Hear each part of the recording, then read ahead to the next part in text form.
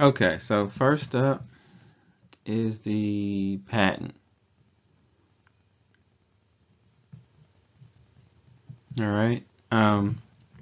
So the patent you want to think of as an exclusive right to exclude your competition from a protected something, be it design, business process, uh, chemical process, or what have you. All right. Um, and so it is limited in duration. All right. So patents kind of serve a dual purpose because they give a so-called safe harbor for a period of time where I can be the exclusive one to profit off my new intellectual property, something that I invented or I was first to patent. And then when it expires, it's said to be in the public domain, and anyone can use that process without it being infringed upon. All right. So once it's in the public domain, it's thought to be good for the economy because you have a patented process that the owner was able to exploit and capitalize on for a period of time. And then when it lapses, it's in the public domain. Anybody can use it with or without permission. And that's how patents work. So what are we looking at here? All right, this visual is the first page of the patent for Facebook. All right, United States patent, Zuckerberg and all. So that's Mark Zuckerberg's patent. They are consecutively numbered. So this is 8,171,128. All right. But I want to draw your attention to one thing, or a couple of things actually. Date of patent. May 1st, that's when it was approved by the United States Patent and Trademark Office. And I'll link to that website because there's some stuff we're going to refer to probably in the next lecture, probably in the next group of content, but I'll link to that so you can take a look. But it's a United States office that receives these applications. So if we look down here, we see that this application was filed August 11, 2006. All right. So we've got a span of well over 5 years, perhaps closer to 6 years from the date of filing to the date the patent was granted. All right. So that kind of gives you a feel for that it takes some time for the USPTO to grant patents, and the reason being, and so the patent is the least accessible for like the small business owner of the types of intellectual property that we'll discuss. Generally speaking, it's difficult and almost impossible to do this without a patent attorney. All right. And so patent attorneys are, and here's the one that Facebook went with. All right. Some of these other names may be familiar if you watched the Social Network, the movie. But it just kind of gives you a feel. So you do have protection from the date you file the patent. Right? It's just the approval process may take some time. All right, let's move on. So there are 3 types of patents that you're going to need to be familiar with.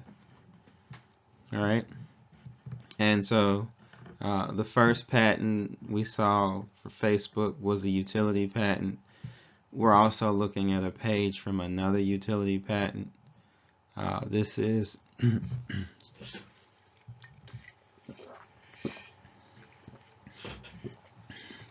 so utility patents are for new, novel processes, machines, or what have you, right? And you see how much they cost, up to 30,000, and in some cases more than that.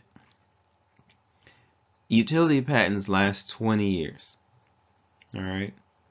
And after that point in time, the patented process is said to be in the public domain.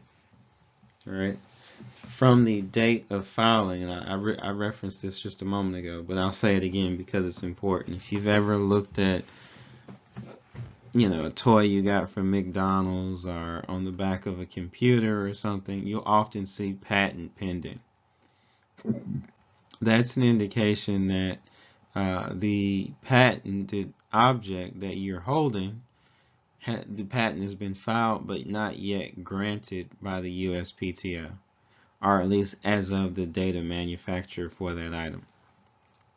All right, so that serves as public disclosure that you can't just copy that item. It's protected, it's patented. And so if you were to want to copy, you would need a license to do so, which commonly happens. We'll talk about licensing in a bit. But this is a dog chew toy, so and it's made of foam that you just throw at your dog and they run and grab it and bring it back to you.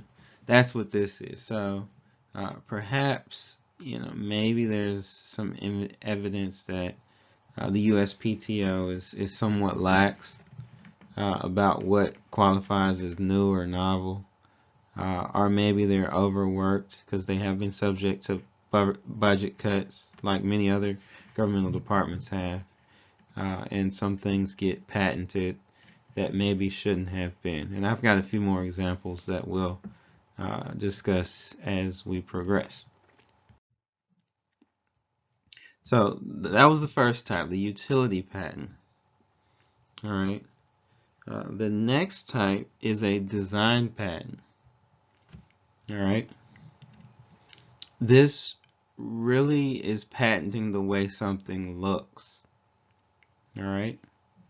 It's not the way it functions, it's the look. All right. These are much simpler to get. You still typically need a patent attorney to do it. They don't last as long, they last 14 years. All right. And they're cheaper, around $3,000, under $3,000, I should say, dollars. All right. So this is a costume, Batman, right?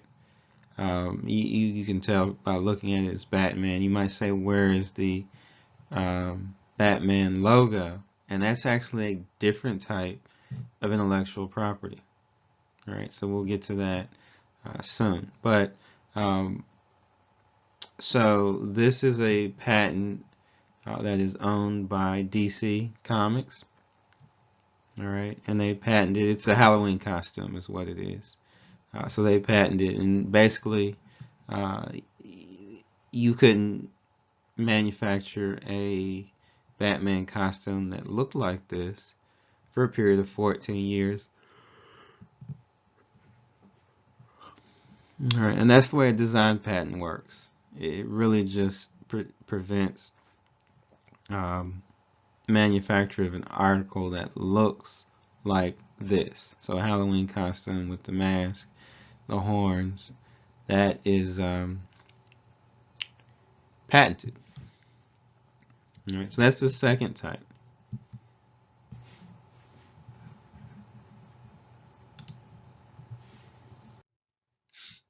The third type, and the rarest type of patent and the most difficult to get, is a plant patent. All right. This is only available to non-naturally occurring plants. All right. That means the plants only occur with human cross-pollination.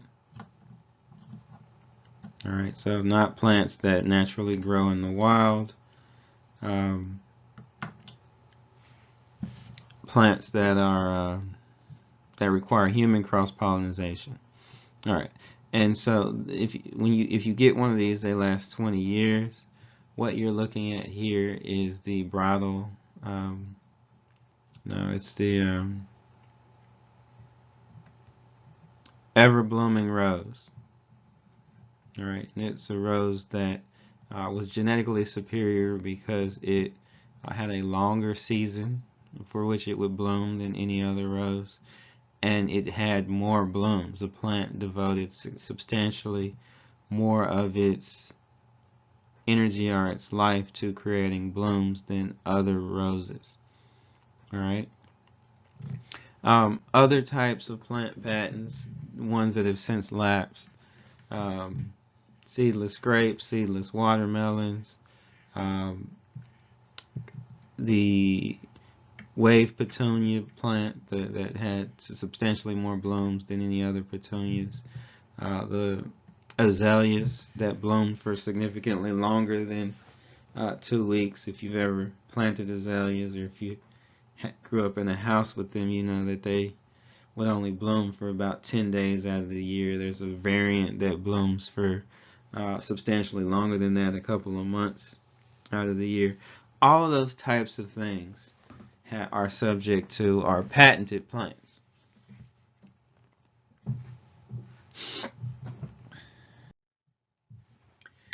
Okay, so I am going to link a YouTube video about patent trolls. Be sure to take a look at that. But let's talk about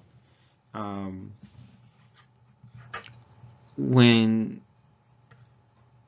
potentially, well, the reason patents cost so much is because your patent attorney has to do a search, an in-depth search of pretty much every similar patent ever filed, and if there are any potentially infringing elements of the patent, you have to address that, right? Because the patented process really goes to the first to file. All right,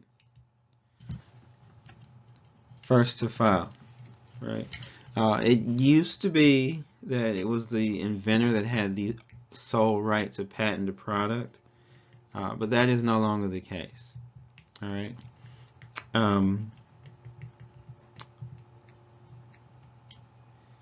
And the reason that the United States changed from first to invent to first to file is they signed several treaties, and the idea with treaties is that we wanted similar treatment of patents in different countries. And the idea was that the United States would respect patented products or patented ideas and concepts from other countries and vice versa. Well, the rest of the world had a first-to-file system, and while it may not seem equitable, it's the easiest from a legal standpoint to enforce. So if two people have the same idea independently, whoever gets that patent application to the U.S. Patent and Trademark Office first gets the patent. All right. If you've ever heard of the poor man's patent, it's a myth. It doesn't give you any patent protection. But if you've heard of this, or if not, I'll briefly describe it. The poor man's patent. The idea was that if you couldn't afford $30,000 to patent an idea, you could just write a detailed explanation of your invention and then mail it to yourself. All right, and then if you ever needed to defend that, you would just bring that sealed envelope into court and just drop it evidence, and I win the case. Well, that doesn't work because the idea with patents is public disclosure. This is you're making known to the world, this is my patented process, and you can't copy it, not without a licensing agreement. All right. To that end, everything in a patent is public information. All right, and that's going to come in particularly handy when we talk about trade secrets. But you, me, or anyone can go search patents and read all about patented processes. So there are no secrets in a patent. All right. Anybody who's so motivated can read it. All right. It is skewed towards larger companies that have the ability to pay the legal fees associated with and also defend issues related to their patents as they come up. Smaller companies have created patent portfolios that assess maintenance fees, where any company in that portfolio has access to the patent. And that's an attempt to level the playing field, right? To some degree, because patents are definitely used much more efficiently and effectively by big business. So the patent portfolio is an example of something that small to mid-sized companies can use to have access to intellectual property. All right. Now we referenced the 15 to 30,000 that it takes to get a utility patent, or 2 to 3,000 it takes to get a design patent. That isn't the totality of the cost, because you have to monitor for infringement. All right. And when you find infringing behavior, you have to sue, ask for injunctive relief, profits earned, basically forfeiture of profits earned, and damages. All right. And that can be expensive. So smaller companies may struggle with that as well. Okay. So those are the 3 types of patents that exist, and we'll pick up with, well, it'll be the next content group, but we'll pick up with trade secrets, copyrights, and trademarks.